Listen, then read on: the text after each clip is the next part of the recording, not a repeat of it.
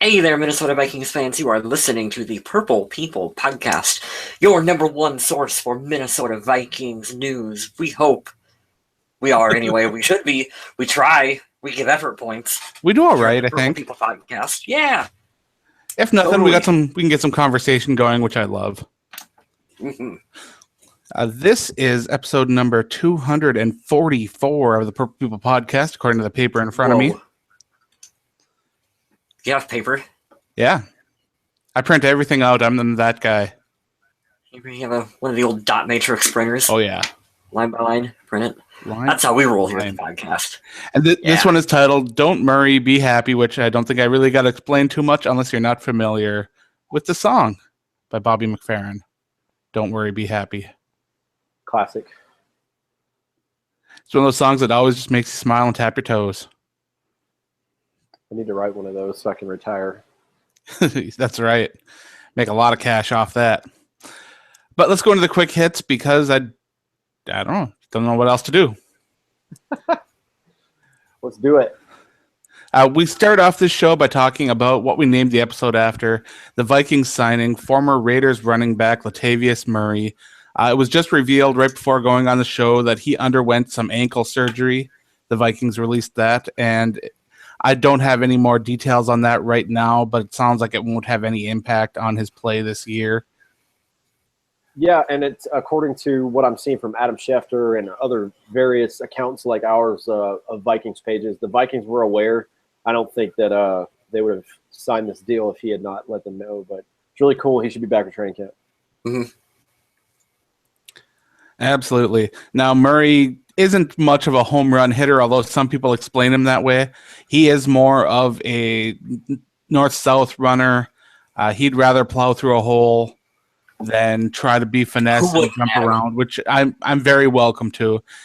Some people are worried because a lot of his success came in Oakland behind a really strong offensive line, but Minnesota has gone out of their way to pick up two free agent offensive tackles that are both very good in the run game, and the interior of the offensive line is also strong in run blocking. So I don't think there's going to be a lot of worry as far as Murray finding holes.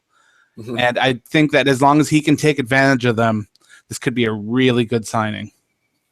My favorite part of this signing, and I don't know if we talked about it in the chat or if I saw it online, I think it was the chat, but he was rated number 3 overall as far as running backs last year at pass protection. So correct. Let's keep Sam upright when the time is called. Sounds like he knows how to pick up a blitz pretty well. So that's really exciting. I know he can catch the ball too. So we're kind of looking for that all-purpose back. But like you said, he's not really one of those guys that does a lot of the juking and the crazy shake. But I watched some highlights on it from last year. He just goes full head of steam straight up the middle. And I think it's a good compliment to Jerick McKinnon. So I was really happy with the signing. I said previously on the show that I wanted us to pick him up, so I'm really happy with it. It was a $15 million 3-year deal, so not too bad either for the price. But I believe it could be canceled after one season with very little or no penalty. So even if this experiment doesn't really work out, they're not heavily invested, which is a good thing. Speaking of being heavily invested, we have to talk about that other running back. Adrian Peterson, still unsigned. He still has only had the one visit to my knowledge.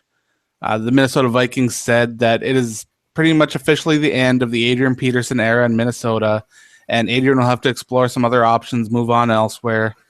And this was actually put out on their Twitter account, and they made a post about it on their official website.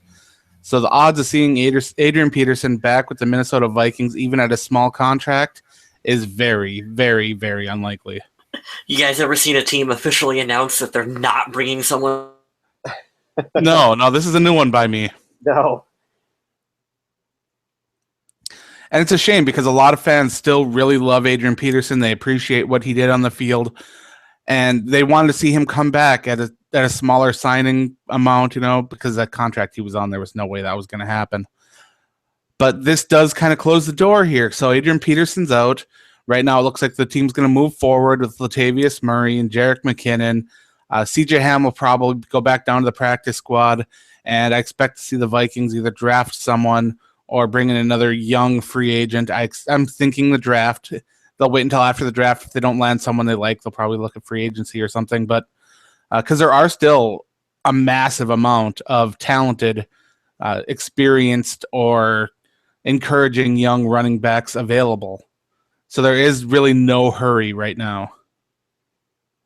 Yeah, I think they did the right thing. They're making I think they're making the right moves. I don't think that they're jumping the gun on anyone. I don't think they're overpaying for anyone. I think they're filling needs of I think they're filling the voids or positions of need. So I know a lot of people aren't too excited because we did try to make runs at guys like the guys from Cincinnati, their linemen, Whitworth.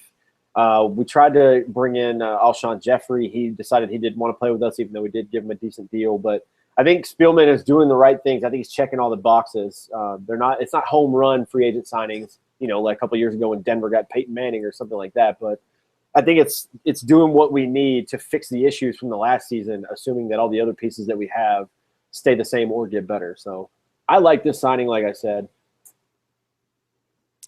We do have some people in the chat here. We have Tommy Gunn talking about treating others as AP thinks he'll be treated in free agency. Damon Ploff says, thanks, guys. I can finally watch the live chat. He's been one that's been asking for us to start a little bit earlier, so it's good to see him being able to join us. Eric Grandal says, even if we offer Adrian Peterson anything, or if we're just done, leaning towards done. Yeah, I'm thinking done as well. Tommy Gunn talking about Zach Line being undrafted, so there's a possibility to find a running back outside of the draft and free agency, and that's true as well. It's a solid point. Lots of good stuff going on there. I think we're either having some problems or I'm having a microphone issue to where I'm showing up all the time on the screen on YouTube. So I hope you guys like looking at this mug because you're going to see a lot of it. Adam, I'm not sure. Can you hear me? Can you see me? I can hear you, and I don't know about seeing, but that's what we got right now. Kyle was having problems before the show. We apologize. I don't see him currently, but me and you can tag team off of these quick hits while we go. No, Mr. West is gone for now, so it'll just be us. He'll be back up. Like we were talking about Latavius Murray, he was really classy when he was talking about AP. I think he went to Twitter to say he knows better than to ask for the number 28. He wouldn't disrespect him like that. So Latavius Murray, our new running back, is going to wear number 25. There are going to be some other changes too. Alex Boone is switching to number 75, and Jabari Price will wear number 24. So I thought that was really cool. It was a classy move. Adrian's no doubt going to be in the Vikings Ring of Honor, probably a Hall of Famer. I think we would all agree about that. So I think it's cool that he kind of gave him the nod to say, hey, I'm not going to try to ask for that number. So that was pretty cool. That is pretty awesome. Alex Boone, of course, switching to 75 now that Matt Khalil is gone. I think that's going to be a nice move for Boone to go back kind of to that number.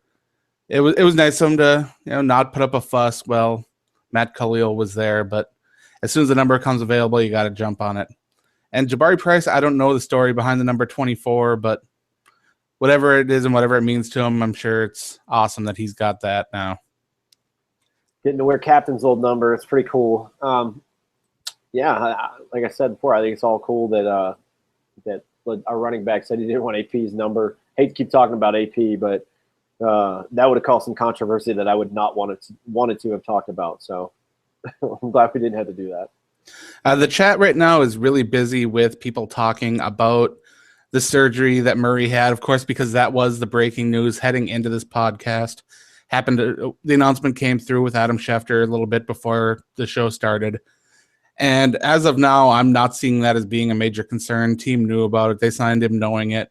I'm thinking he'll be perfectly fine for training camp. I'm not sure, like I said, of any of the details about what it was, what the procedure he had done on the ankle was, what the recovery time is, or anything like that. We should know more as time goes on, and we'll definitely try to pass that news along to you guys. Oh, here's your guy, man. Next week, it's all for you.